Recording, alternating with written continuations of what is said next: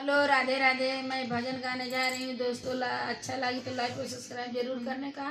हमारे YouTube channel पर आप लोग को स्वागत है। मैं गा रही हूँ। धीरे धीरे डमरू बजावा भोले बाबा, धीरे धीरे डमरू बजावा भोले बाबा।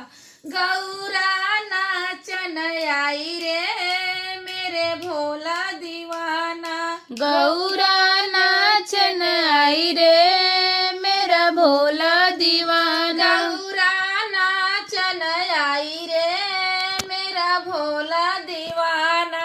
गौरा नाचन आई रे मेरा भोला दीवाना। चंदा में ढूरी मैं सूरज में ढूरी, चंदा में ढूरी मैं सूरज में ढूरी। पर्वत पे डमरू बजावा रे मेरा भोला दीवाना।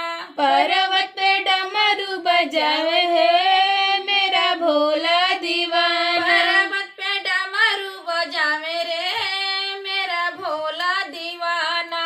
पर्वत पे डमरू बजावे रे मेरा भोला दीवाना। धीरे धीरे डमरू बजावा भोले बाबा, धीरे धीरे डमरू बजावा भोले बाबा। गौरा नाचन आई रे मेरा भोला दीवाना। गौरा नाचन आई रे मेरा भोला दीवाना। गंगा में ढूरी मैं जमुना में ढूरी, गंगा में ढूरी मैं जमुना में ढूरी। सरजू में डमरू बजावे रे मेरा भोला दीवाना। सरजू में डमरू बजावे हो मेरा भोला दीवाना। सरजू में डमरू बजावे रे मेरा भोला दीवाना। सरजू में डमरू बजावे रे मेरा भोला दीवाना। धीरे धीरे डमरू बजावा भोले बाबा, धीरे धीरे डमरू बजावा भोले बाबा। गौरा नाचन आई रे मेरा भोला दीवाना। गौरा नाचन आई रे मेरा भोला दीवाना। गौरा नाचन आई रे मेरा भोला दीवाना।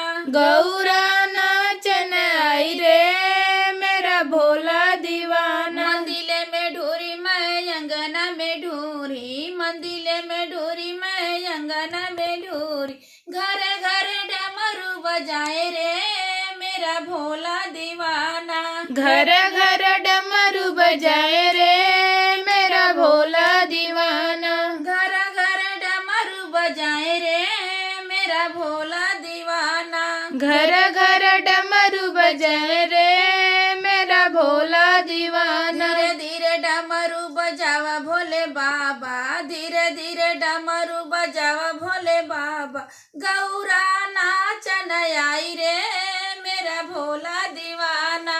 गौरा नाचन आई रे मेरा भोला दीवाना। गौरा नाचन आई रे मेरा भोला दीवाना। गौरा